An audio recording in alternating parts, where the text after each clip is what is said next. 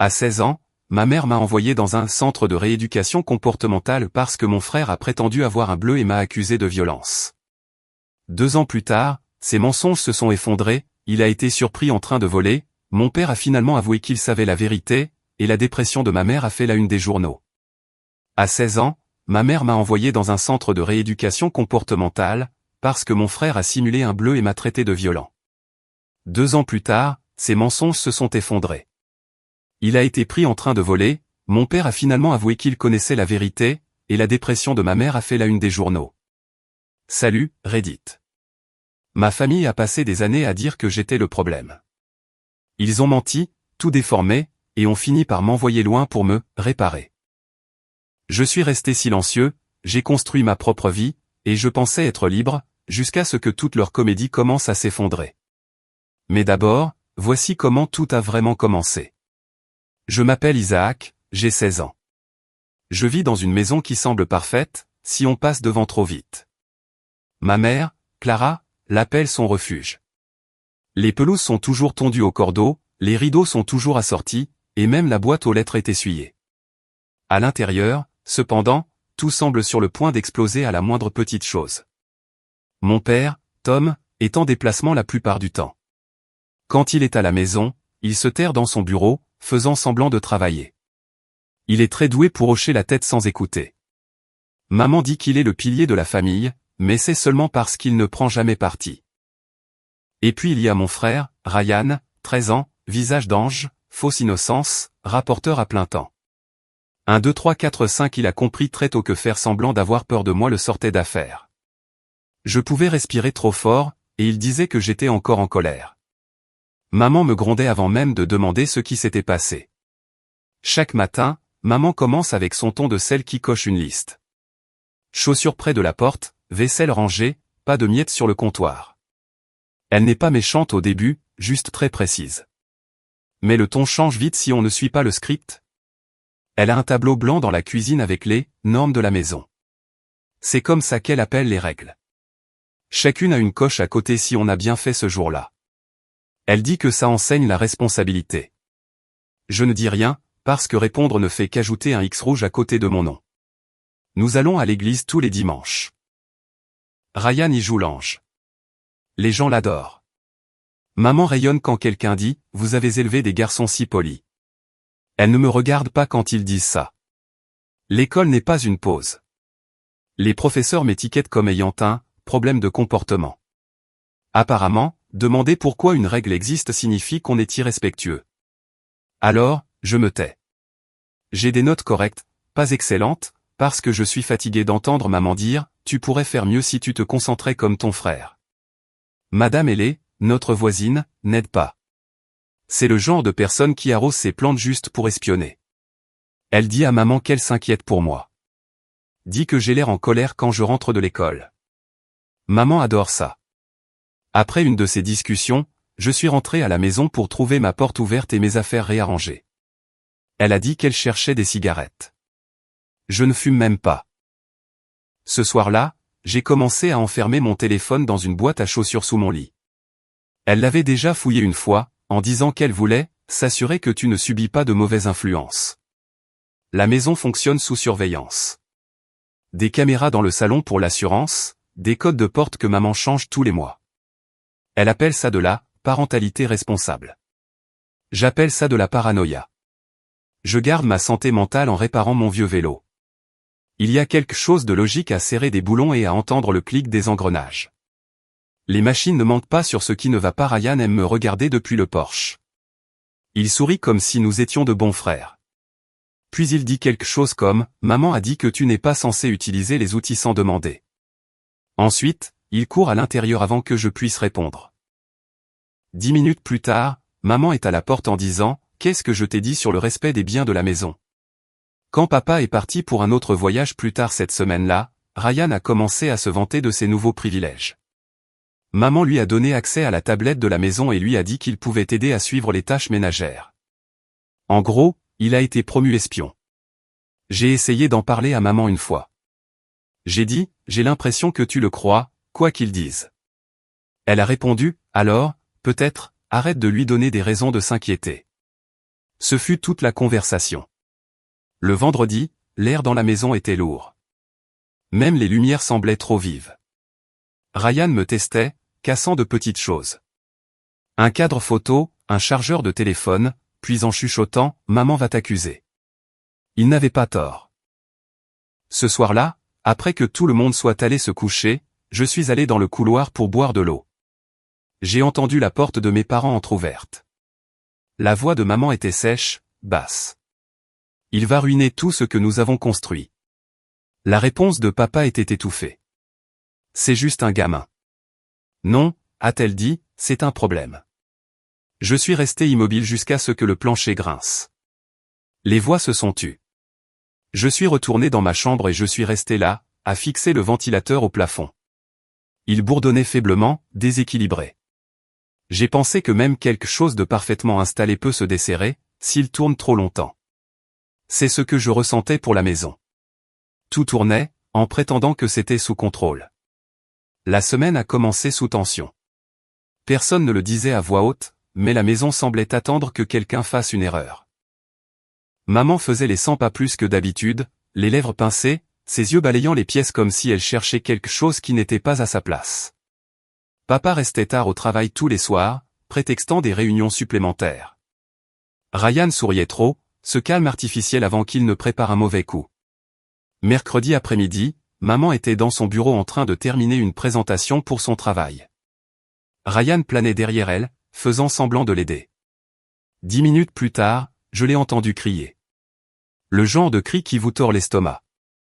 J'ai couru et je l'ai vu, serrant son ordinateur portable, les yeux fous. Il a disparu. Le fichier a disparu, a-t-elle hurlé. Ryan a reculé, les mains en l'air. Isaac a utilisé l'ordinateur tout à l'heure, a-t-il dit rapidement. Ce n'était pas vrai. Je ne l'avais pas touché, mais elle s'est tournée vers moi avant que je puisse parler. C'est toi qui as fait ça, n'est-ce pas? Tu ne supportes pas de voir quelqu'un d'autre réussir. J'ai dit, je n'ai même pas ouvert ton ordinateur portable. Elle m'a pointé du doigt comme si elle s'adressait à un criminel. Tu trouves ça drôle? J'ai une échéance. Papa est entré à mi-chemin et a juste soupiré. On peut t'arrêter, a-t-il dit. Maman l'a ignoré et a crié. Tu me sabotes. Je suis resté là, les mains ouvertes. Vérifie l'historique, ai-je dit. Tu verras. Je n'étais même pas connecté. Elle n'a rien vérifié. Elle a juste claqué l'ordinateur portable et est partie en trombe. Plus tard, je l'ai entendu dire à papa que la sauvegarde automatique l'avait restauré. La corbeille montrait qu'il avait été renommé et supprimé pendant que Ryan aidait. Le dîner ce soir-là était un champ de mine. Ryan n'arrêtait pas de me donner des coups sous la table, en chuchotant, « Peut-être que tu ne devrais pas toucher aux affaires de maman la prochaine fois. » Je lui ai dit d'arrêter. Maman a levé les yeux de son assiette. Ne commence pas. Je ne commençais rien. Je n'avais à peine rien dit. Elle a critiqué tout ce que je faisais. Comment je mâchais, comment je respirais, comment j'avais l'air absent. Papa fixait sa nourriture comme s'il voulait disparaître. Quand le téléphone de maman a vibré, elle a lu quelque chose, a froncé les sourcils et a marmonné, incroyable. Elle a posé le téléphone brutalement. Ton professeur m'a envoyé un email, a-t-elle dit. Apparemment, tu as encore été irrespectueux. Non coopératif. Est-ce vrai? J'ai dit, je n'ai rien dit d'irrespectueux. J'ai juste demandé. Elle m'a coupé la parole. Tu ne peux juste pas t'empêcher de répondre, n'est-ce pas? Papa s'est frotté le front. Isaac, tu dois arrêter de tout rendre plus difficile que ça ne l'est. Fais juste ce qu'on te dit. J'ai dit, je ne fais rien de mal. Il a craqué. Alors sois sérieux ou dégage. J'ai senti l'air me manquer. Ryan s'est penché en arrière sur sa chaise, comme s'il regardait un spectacle. Maman a dit, ça suffit. Va dans ta chambre. J'en ai marre. Je me suis levé mais je suis resté là, essayant de trouver les bons mots. J'ai dit, vous n'écoutez même plus. Elle a dit, parce que je suis fatigué des mensonges. Ryan avait son téléphone à moitié caché, en train d'enregistrer. J'ai vu le reflet dans la vitrine du meuble. Il voulait une preuve de moi en train de perdre le contrôle. J'ai fait un pas vers le comptoir et j'ai frappé ma main dessus. Le son a résonné. Personne n'écoute, ai-je dit. Ma voix s'est brisée à mi-chemin. Je ne criais pas de menace, j'étais juste fatigué. Ryan s'est levé d'un bond, a filé vers les escaliers et a crié « Il m'a frappé ». Maman a eu un hoquet de surprise et a couru après lui. Je l'ai suivi quelques secondes plus tard. Elle était dans sa chambre, le tenant dans ses bras pendant qu'il faisait semblant de pleurer. Son écran de jeu était par terre, fissuré au milieu. Il avait une main sur son épaule, rouge comme s'il l'avait frotté fort. Il m'a attrapé et l'a jeté, a dit Ryan entre deux faux sanglots. Maman s'est retournée vers moi comme si j'avais sorti un couteau. C'est toi qui as fait ça, a-t-elle demandé. J'ai dit, non, je ne l'ai pas touché. Elle n'a pas cligné des yeux. Reste là, a-t-elle dit, la voix basse et tranchante. Ne bouge pas. Papa est arrivé en courant, a regardé l'écran, puis moi. Qu'est-ce qui s'est passé, bordel? J'ai dit, demande-lui. Il l'a cassé plus tôt. Ryan a dit, il ment. Il a pété les plombs. Maman n'a pas demandé plus de détails. Elle a sorti son téléphone et a dit qu'elle appelait la police pour notre sécurité. J'ai dit, tu es sérieuse? Quand les officiers sont arrivés, tout a ralenti. Ils ont posé des questions, ont regardé autour, n'ont vu aucune blessure réelle. Ryan continuait de renifler dans les bras de sa mère. Je me tenais contre le mur, engourdi. Un des policiers m'a demandé si je voulais aller ailleurs pour la nuit. J'ai dit non.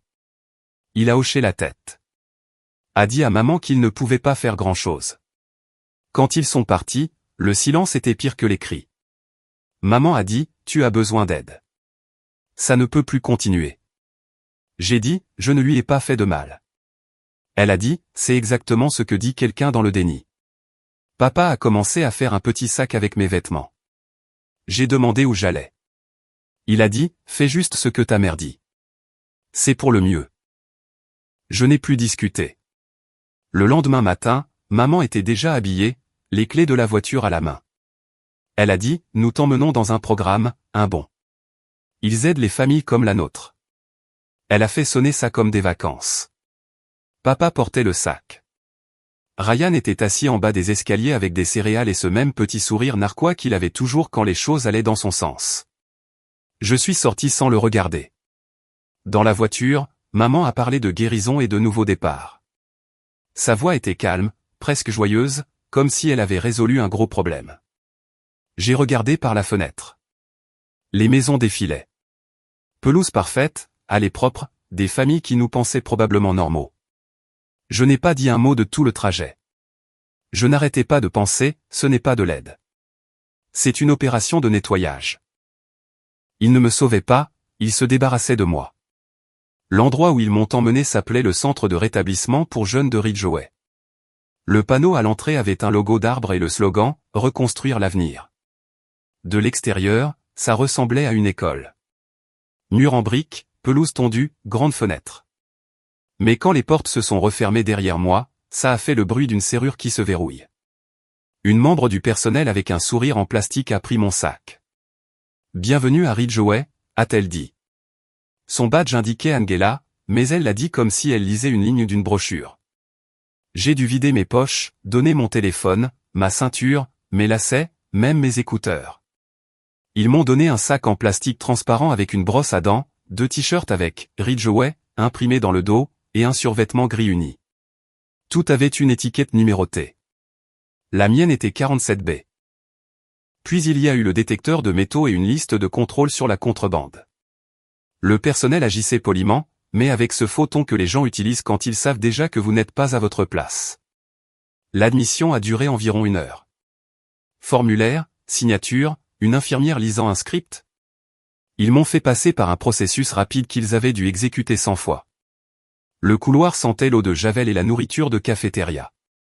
Ma chambre avait 2 lits superposés en métal, une petite fenêtre trop haute pour être atteinte, et une commode fissurée. Mes colocataires sont arrivés plus tard. Marcus, 17 ans, grand, sourire sarcastique, et Louis, 15 ans, calme, petite carrure, des cernes sous les yeux. Marcus a jeté son sac sur le lit et a dit, « T'es le nouveau ? Bienvenue au lycée Ridgeway pour les moralement confus. » J'ai demandé depuis combien de temps il était là. Il a souri. Trop longtemps pour que ça m'importe encore. Louis a à peine levé les yeux. Il écrivait quelque chose dans un carnet. Tous les soirs, j'apprendrai plus tard. Il écrivait des lettres à sa petite sœur.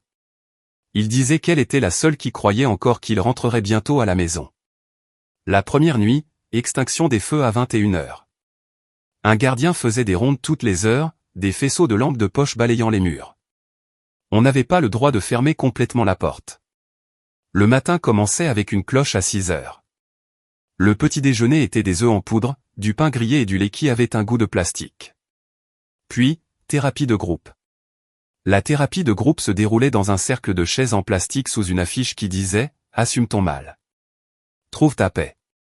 La conseillère, Mademoiselle Desnains, parlait comme une animatrice de podcast. La responsabilité, c'est la guérison, disait-elle. Chaque jeune devait expliquer ce qu'il avait fait de mal. Quand ce fut mon tour, j'ai dit, je n'ai fait de mal à personne. Mon frère a menti. Elle a souri trop largement. Le déni est courant à ce stade. Tu y arriveras. J'ai dit, il n'y a rien à atteindre. Elle a écrit quelque chose sur son presse-papier. La résistance nécessite une empathie structurée. Après ça, j'ai arrêté de partager. Marcus m'a prévenu plus tard. Si tu ne dis pas que tu es désolé, ils te gardent plus longtemps. Il avait appris à faire semblant. Tu leur dis juste que tu comprends tes déclencheurs et tu pleures un peu, a-t-il dit. Ensuite, il te déclare guéri. Louis a murmuré. Ça n'a pas d'importance. Ils ont déjà écrit nos histoires. Les jours se sont estompés. Petit déjeuner, corvée, thérapie, fiche sur les cycles de la colère, extinction des feux. La même chose, chaque jour. Parler ne menait nulle part. J'ai commencé à faire de l'exercice le matin, des pompes, des abdos, des tours dans le couloir. Ça m'aidait à rester silencieux. Nous n'étions pas censés écrire quoi que ce soit qui ne soit pas approuvé par le programme, mais je gardais un petit carnet sous mon matelas. J'écrivais des lignes courtes, pas un journal intime, juste des faits. Jour 9, la conseillère dit que mentir est un mécanisme de défense. J'ai dit, le silence aussi. Jour 14, Marcus a ri au petit déjeuner pour la première fois. Jour 20, Louis a dit qu'il rêve de la maison toutes les nuits. Pas moi. 2 mois plus tard, maman est venue me rendre visite. Le personnel avait arrangé la pièce pour qu'elle ait l'air confortable. Des plantes, des biscuits, une fausse chaleur. Elle m'a serré dans ses bras comme quelqu'un qui pose pour une photo. Tu as l'air plus calme, a-t-elle dit. J'ai répondu, j'étais calme avant. Elle a eu un sourire crispé. Tu vois, c'est cette attitude que nous corrigeons. Elle a ensuite parlé à la conseillère, louant Ridgeway pour l'avoir transformé. Je l'ai entendu rire dans le couloir. Je ne me sentais pas en colère, juste vide. Après ça, je ne l'ai plus revu. Marcus rendait les choses supportables. Il plaisantait sur les animateurs de groupe, les appelant « la police des émotions ». Mais la nuit, quand les lumières s'éteignaient, il parlait plus bas. « Tu sais pourquoi tu es ici ?» a-t-il dit une fois. « Pas à cause de ce que tu as fait. Parce qu'ils avaient besoin de croire qu'ils avaient géré la situation. C'est plus facile de dire « mon fils reçoit de l'aide » que « nous l'avons bousillé ». Louis a hoché la tête depuis l'autre lit. Mieux vaut un gamin en désintox qu'une famille brisée. Je n'ai pas répondu. Je l'ai juste écrit plus tard.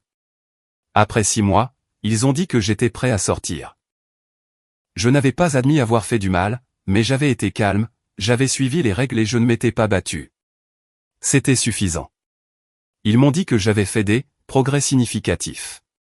À Ridgeway, cocher des cases battait les confessions. La conformité ressemblait à de la guérison sur le papier. La nuit avant mon départ, Marcus a marché avec moi jusqu'à la grille après l'extinction des feux. Le ciel à l'extérieur de la fenêtre à barreaux semblait immense, vide. Il a dit, quand tu sortiras, ne t'attends pas à une nouvelle famille qui t'attend. Attends-toi à la même, juste plus silencieuse. J'ai dit, je sais. Et le matin, ils m'ont rendu mon téléphone. Batterie morte, aucun message. Un membre du personnel m'a remis un dossier intitulé « Plan de transition à domicile ». Il y avait des choses comme « Soyez honnête sur vos progrès » et « Faites preuve de patience avec la réintégration familiale ». Papa attendait dans la voiture dehors. Il n'est pas sorti, il a juste hoché la tête quand j'ai ouvert la portière. Le trajet du retour s'est fait en silence, à l'exception de la voix du GPS. Papa s'est raclé la gorge une fois, a dit, ta mère s'est fait un sang d'encre. J'ai regardé par la fenêtre. J'ai pensé à ce que Marcus avait dit, comment les gens préfèrent une histoire bien rangée à la vérité désordonnée. Je me demandais comment on parle à des gens qui ont déjà décidé qui vous êtes. Quand nous sommes arrivés dans l'allée, les fleurs de maman étaient toujours parfaitement alignées, éclatantes contre les briques propres. On aurait dit que rien n'avait changé. Et d'une certaine manière, c'était pire que si tout avait changé. La première chose que j'ai remarquée en rentrant dans la maison, c'était l'odeur. Les mêmes bougies, le même produit pour le sol, le même faux sentiment de calme. Maman, Clara, était dans la cuisine avec son sourire, tout va bien. Un plateau de biscuits était posé sur le comptoir, comme lorsque des invités viennent. Elle a dit, bon retour à la maison, comme si elle saluait un voisin. Ryan est descendu des escaliers, tout sourire. Salut, grand frère, a-t-il dit. Il avait l'air plus âgé, confiant. Ses cheveux étaient coiffés, ses vêtements neufs.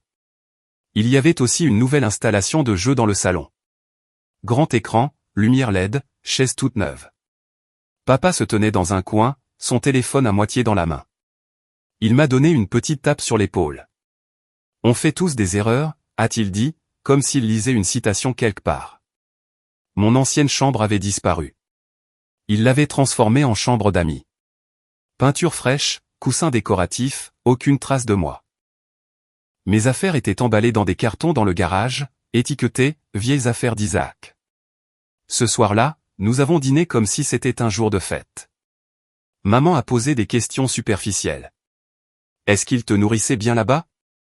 As-tu appris quelque chose d'utile? J'ai dit oui, juste pour faire court. Ryan n'arrêtait pas de me regarder entre deux bouchées, comme s'il attendait que je dérape. Le lendemain matin, j'ai trouvé une note collée sur le frigo. Ligne directrice de la maison pour la réintégration. Il y avait des points comme « respecter l'espace », « communiquer calmement », « démontrer sa fiabilité ». Ce n'était pas signé, mais l'écriture était celle de maman.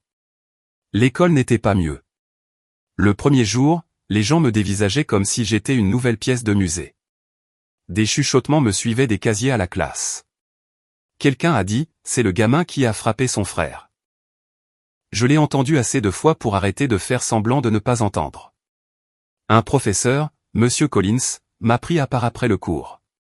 J'espère que tu vas mieux maintenant, a-t-il dit, lentement et prudemment, comme s'il parlait à un toxicomane en voie de guérison. J'ai dit, ouais. C'était tout. À la fin de la semaine, j'ai entendu dire que Ryan racontait aux gens qu'il m'avait pardonné. Un camarade de classe a dit, c'est vraiment mature de la part de ton frère. J'ai ri une fois, fort, puis je me suis arrêté. À la maison, maman me traitait comme un invité en liberté conditionnelle. Elle disait des choses comme « c'est bien de te voir essayer » ou « j'espère que cette version calme de toi va durer ». Si j'oubliais de fermer un placard ou de laisser une lumière allumée, elle faisait une pause, respirait par le nez et disait « ne retombons pas dans nos vieilles habitudes ». Papa évitait toute conversation sérieuse. Il disait juste « nous sommes fiers de toi », sans lever les yeux de son téléphone. Ryan aimait me tester. Il empruntait mes écouteurs et oubliait de les rendre. Une fois, je l'ai surpris dans le garage en train de fouiller dans mes cartons. « Je cherche juste mes vieilles affaires », a-t-il dit. Il a souri narquoisement et a laissé une bande dessinée à moitié déchirée par terre. Je n'ai pas réagi. Je savais qu'il voulait que je le fasse. Après 2 semaines, j'ai trouvé un travail à temps partiel dans un garage automobile local. Le propriétaire, Rick, avait la quarantaine, était chauve, avait de grosses mains, et ne faisait pas de petites conversations. Il a dit, tu travailles, tu es payé. Ne déconne pas. Ça m'allait. L'endroit sentait l'huile et le métal, et le bruit des outils était constant mais réconfortant. Les machines ne posaient pas de questions. Rick m'a appris à changer des freins, à lire les bruits de moteur. Il ne se souciait pas de mon histoire. Un jour, quand je lui ai demandé s'il avait besoin de ma carte d'identité pour les papiers, il a dit, sois juste à l'heure. C'est une pièce d'identité suffisante. Pour la première fois depuis des mois, je me suis senti normal. J'aimais la façon dont la Grèce restait honnête. Elle ne cachait pas ce qu'elle était. À la maison, rien n'avait changé. Maman évitait toujours mon regard. Ryan continuait de trouver de nouvelles façons de me piquer. Il entrait dans ma chambre, enfin, la chambre d'amis, et disait, « Ça ne te dérange pas si j'utilise ton ancien chargeur, hein ?» Je répondais, « Si, ça me dérange. » Et il souriait. Les conversations au dîner étaient courtes. Maman demandait des nouvelles du travail. Papa commentait la météo. Ryan se vantait de ses notes, de ses amis, de tout. Il était de nouveau le gamin parfait. Un soir, je suis rentré tard après le travail. Ils étaient dans le salon à regarder la télé. Ryan a coupé le son et a dit, « Tu travailles dur. Cet endroit doit t'apprendre la discipline. » Maman a souri faiblement. « Tu vois, une structure positive, ça marche. » Je suis monté sans répondre. Le lendemain, je suis rentré plus tôt et j'ai entendu Ryan parler au téléphone dans sa chambre, sa voix portait dans le couloir. « Il est calme maintenant parce qu'ils l'ont réparé », a-t-il dit en riant. « Ouais, ça a marché. Il parle à peine. Il est comme un robot maintenant. » Je suis resté près de la porte jusqu'à ce que je l'entende dire, « Maman a dit qu'elle est fière de la façon dont j'ai tout géré. Je suppose que c'est grâce à moi que les choses vont mieux. » Son ami a ri. Ryan a dit, « Ouais, je sais. En gros, c'est grâce à moi que notre famille va bien. » Je suis sorti par la porte d'entrée avant de pouvoir dire quoi que ce soit. L'air extérieur était assez froid pour piquer. Je me suis assis sur le trottoir d'en face. Le quartier était calme, les arroseurs automatiques en marche, les lumières des porches allumées, de parfaite petite vie. J'ai pensé à la façon dont maman avait dit qu'il m'avait réparé. Ce qu'il voulait vraiment dire, c'est que j'avais arrêté de me battre. Le silence était ce qu'il voulait, et je le leur avais enfin donné.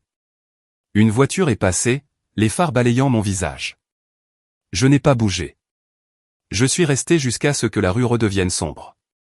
Le lendemain matin, j'ai ouvert un compte pour adolescents à la Caisse populaire près du garage avec ma carte d'identité. J'ai déposé mon premier chèque de paie. Je n'en ai parlé à personne. Je ne savais pas exactement pourquoi j'économisais. Peut-être une voiture, peut-être une chambre loin d'ici. Mais ça faisait du bien de savoir que j'avais quelque chose qui était à moi à nouveau. Quelque chose que personne ne pouvait prendre ou déformer dans leur histoire. Je gardais les reçus pliés dans mon portefeuille. Chacun ressemblait à un petit morceau de liberté. Ryan était devenu arrogant depuis mon retour. Au début, c'était de petites choses. Prendre mes affaires, mentir à ce sujet, rire quand je le surprenais. Puis, c'est devenu autre chose. J'ai commencé à remarquer de l'argent manquant dans le sac à main de maman. De petites choses qui disparaissaient des tiroirs. Quand maman l'a remarqué, elle ne lui a même pas posé la question. Elle me l'a posée à moi. « Je sais que tu as essayé », a-t-elle dit un soir, la voix calme mais avec une pointe d'acier. Mais les vieilles habitudes ne disparaissent pas du jour au lendemain. J'ai dit, « Tu penses que j'ai volé 20 $? » Elle a soupiré. Je n'ai pas dit ça. Ryan est passé à côté, mangeant des chips, faisant semblant de ne pas écouter. J'ai vu le coin de sa bouche se contracter. Le lendemain matin, elle a découvert que sa montre avait disparu. Elle m'a accusé à nouveau. Ce soir-là, Ryan a posté une story en ligne disant « Quand les personnes toxiques jouent les victimes, c'est juste triste. » Il a tagué une citation sur le fait que la guérison n'est pas réelle pour tout le monde. Quelques jeunes de l'école l'ont repartagé. Je n'ai pas répondu. Je n'en avais pas besoin. Les gens croient ce qu'ils veulent. Il aimait ce silence. Il planait près de moi au petit déjeuner et disait, « Tu vas crier cette fois ou tu vas faire ton truc de colère silencieuse. » Je ne répondais pas. Je prenais juste mon sac et partais pour le garage. Au travail, Rick me tenait occupé. Graisse, outils, clients qui se plaignaient de bruit que leur voiture ne faisait pas. C'était simple et honnête. Rick ne parlait pas beaucoup, mais quand il le faisait, ça marquait. « La famille peut te rendre fou », a-t-il dit un après-midi en serrant un boulon. Ils se construisent une image dans leur tête, et puis ils se fâchent quand tu ne rentres pas dedans. J'ai dit, ils pensent qu'ils m'ont réparé. Rick a reniflé. Les gens aiment le contrôle. Tu as arrêté de leur donner la réaction qu'ils voulaient. C'est ça qui les rend vraiment dingues. À la maison, les choses se dégradaient. Les mensonges de Ryan le rattrapaient. Un de ses professeurs a appelé maman parce qu'il avait été surpris en train de plagier une dissertation. Elle leur a dit qu'il était stressé à cause de problèmes familiaux. Quand je suis rentré ce soir-là, elle pleurait dans la cuisine. Ryan avait disparu avec sa carte de débit pendant quelques heures. Quand il est revenu, il a dit qu'il avait besoin d'espace et a claqué sa porte. Elle s'est tournée vers moi comme si c'était ma faute. Ne peux-tu pas essayer de le soutenir? Il se remet encore de ce qui s'est passé avec toi. J'ai dit, il ne se remet pas. Il te manipule. Ses yeux sont devenus froids. Ne projette pas tes problèmes sur lui. J'ai arrêté d'essayer d'expliquer. Le silence était plus facile. Ça la dérangeait plus, de toute façon. 2 jours plus tard, tout a explosé. J'étais sous une voiture au garage quand j'ai entendu des cris à l'avant. Rick a appelé mon nom. Tu ferais mieux de venir voir. Maman était debout près du comptoir, le visage rouge, serrant son sac à main comme si elle allait le balancer. Vous devez arrêter d'encourager mon fils, a-t-elle dit à Rick. Il est censé être en convalescence, pas se cacher dans des garages. Rick s'est essuyé les mains, calme comme toujours. Il travaille, madame. Plus dur que la plupart des adultes que je connais. Elle m'a pointé du doigt. Vous ne comprenez pas. Il a des tendances violentes. Il a besoin de surveillance. Il vous manipule. Rick s'est approché, la voix basse mais solide. Madame, la seule qui crie ici, c'est vous. Mon garage est pour le travail, pas pour. Peu importe ce que c'est. Elle l'a fusillé du regard, tremblante. Vous regretterez de le protéger. Rick a fait un signe de tête vers la porte. Alors vous pouvez emmener cette énergie ailleurs. Dehors. Elle s'est figée une seconde, comme si elle ne pouvait pas croire que quelqu'un lui réponde, puis elle s'est retournée et est partie en trombe. Je n'ai pas dit un mot. Ce soir-là, elle m'attendait quand je suis rentré. Les lumières étaient éteintes, sauf celle au-dessus de la table à manger. Elle se tenait là, les bras croisés. Comment oses-tu m'humilier comme ça, a-t-elle dit. Débarquer là-bas en hurlant sur mon patron, c'était ton idée. Je n'ai rien fait, ai-je dit. Tu m'as fait passer pour un fou devant un étranger. J'ai dit, tu n'as pas eu besoin de mon aide pour ça.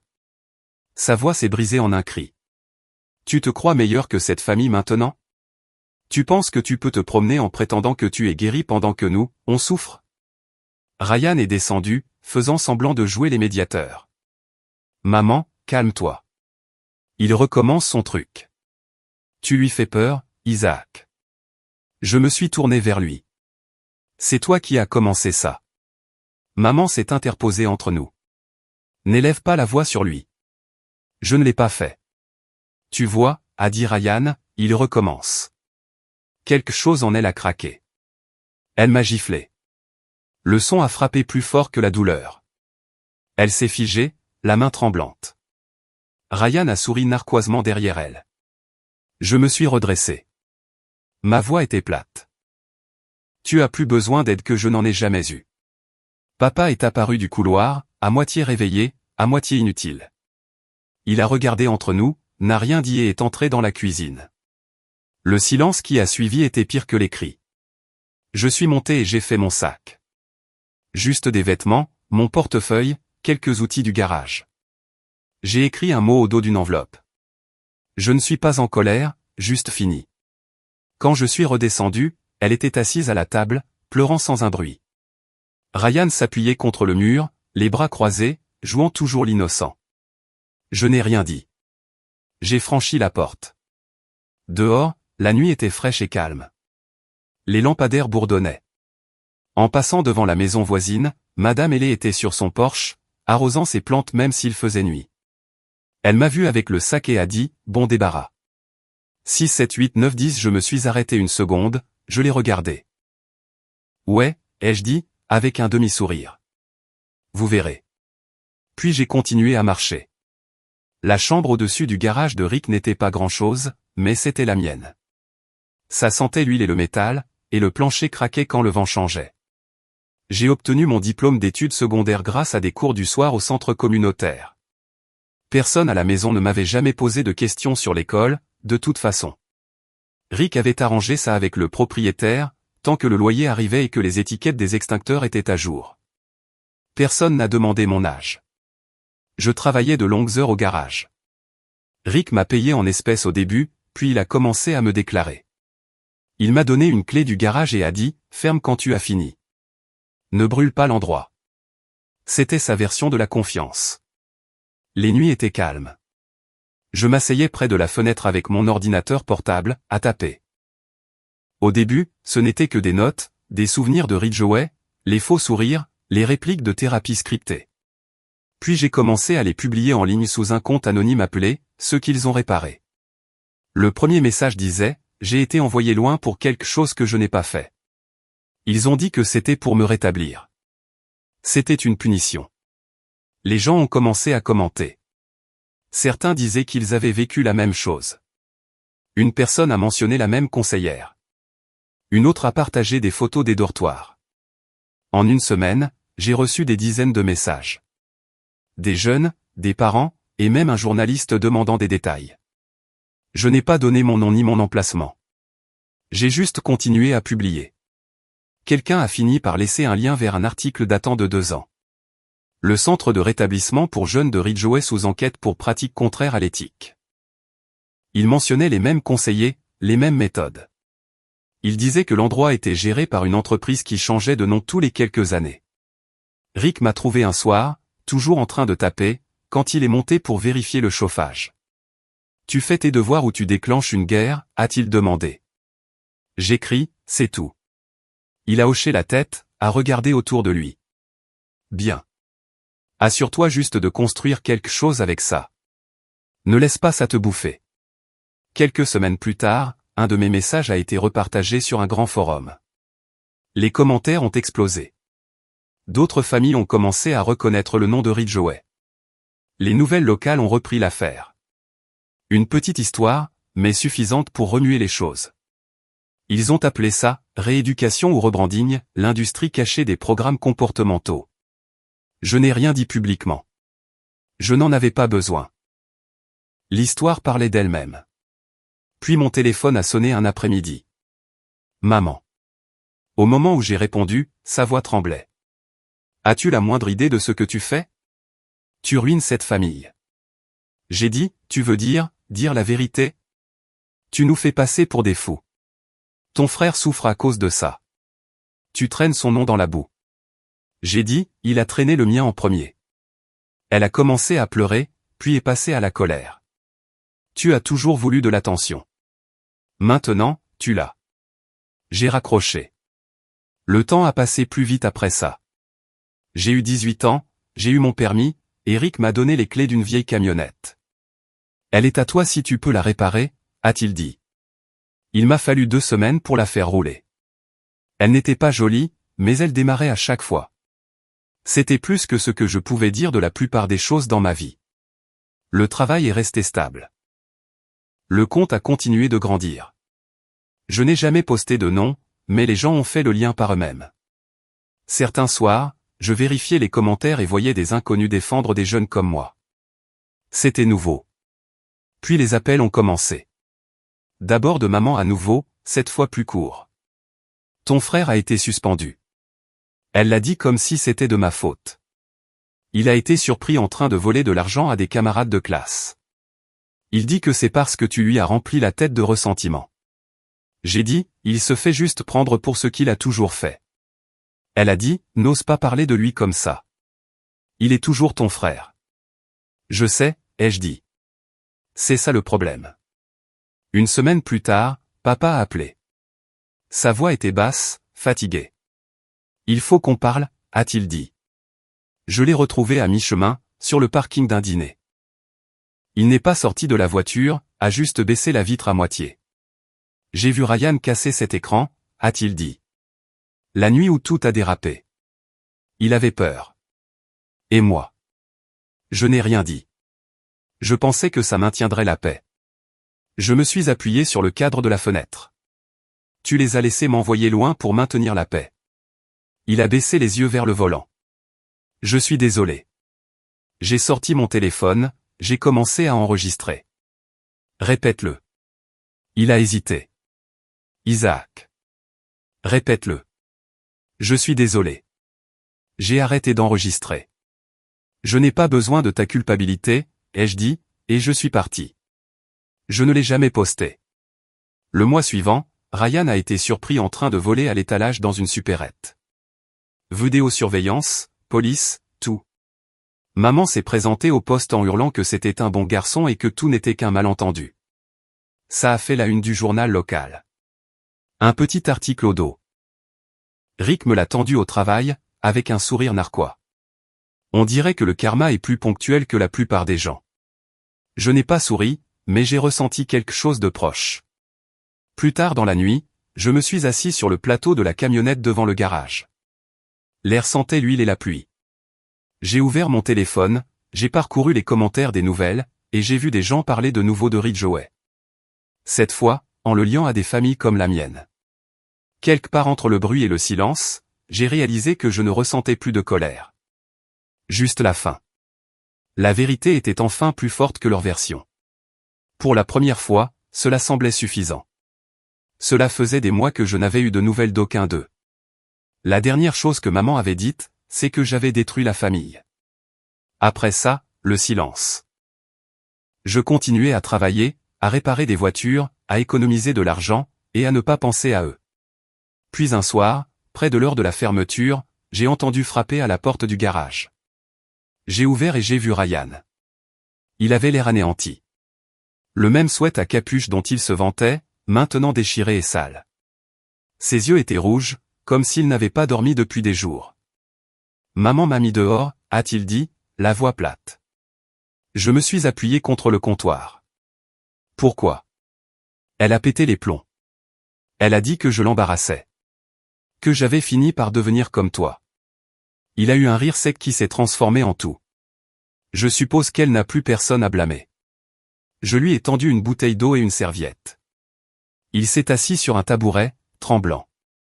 Au bout d'une minute, il a dit, j'ai menti, Isaac. Ce soir-là, j'ai tout inventé. Je n'ai rien dit. Je voulais qu'elle me regarde. C'est tout. Le bleu ne venait même pas de toi. J'étais tombé de mon vélo plus tôt cette semaine-là. Je savais qu'elle le croirait. Il s'est frotté le visage avec les mains. Je ne pensais pas qu'il t'enverrait vraiment loin. Ah oui, ai-je dit doucement. Il s'est mis à pleurer. Une crise de larmes complète. Je ne savais pas comment l'arrêter. Chaque fois qu'elle parlait de toi, elle me regardait comme si je l'avais sauvée. J'aimais ça. J'ai juste continué. Je ne ressentais pas de colère, juste de la distance. Je lui ai tendu une autre bouteille d'eau. Dis-le lui, pas à moi. Il a levé les yeux, confus. Elle n'écoutera pas. C'est ton problème maintenant. Il est parti quelques minutes plus tard, en s'essuyant le visage. Je l'ai regardé descendre la rue, les épaules voûtées comme si l'air lui-même était trop lourd. Je suis retourné à l'intérieur, j'ai verrouillé la porte, et j'ai continué à travailler. La clé à molette dans ma main était solide, familière, réelle. Quelques semaines ont passé, puis une lettre est arrivée par la poste, adressée avec l'écriture de papa. Je l'ai ouverte à moitié, puis je me suis arrêté. J'ai parcouru le premier paragraphe et je n'ai pas pris la peine de finir.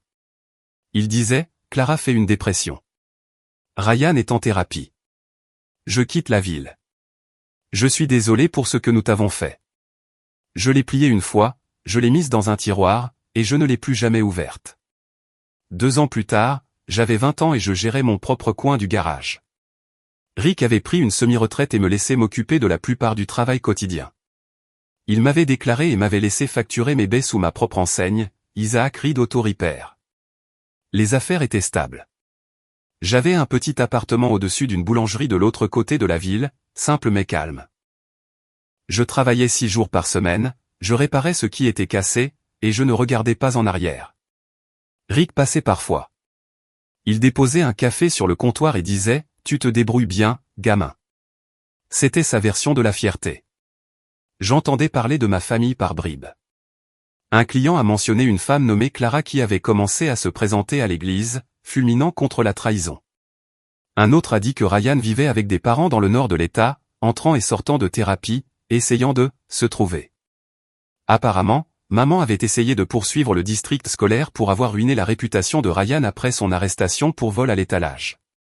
Ça n'a abouti à rien. Elle avait brûlé trop de ponts. Madame Hellé amène sa Corolla de temps en temps. Elle a dit à Rick une fois, cette pauvre femme a finalement perdu la tête. Je n'ai pas ri. C'était juste comme si l'histoire se refermait sans moi. Un matin, je suis arrivé tôt au garage. La lumière du soleil frappait les étagères en métal, faisant briller les clés.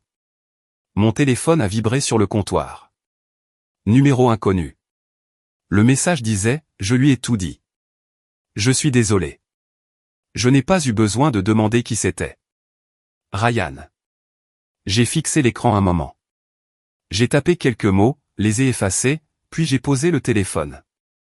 Je ne me sentais ni en colère ni satisfait, juste calme. Dehors, la matinée était fraîche. La rue était vide, à l'exception du bruit d'un camion de livraison au bout de la rue. Je suis sorti sur le parking, je me suis appuyé sur le capot d'une vieille camionnette sur laquelle je travaillais. J'ai sorti la clé de ma poche arrière, la même que Rick m'avait donnée il y a des années quand j'ai commencé. Le métal était usé et lisse à force d'être utilisé. Il a capté la lumière du soleil et a projeté une ligne nette sur le sol. Pendant une seconde, j'ai pensé que tout ce que j'avais réparé au fil des ans avait une chose en commun. Rien ne revenait jamais exactement comme avant. On pouvait le réparer, le faire fonctionner à nouveau, mais la cassure était toujours là, même si personne ne pouvait la voir. J'ai regardé le garage, la porte de la baie ouverte, le bruit d'une nouvelle journée qui commençait. Certaines choses ne se réparent pas. On apprend juste à vivre sans leur bruit.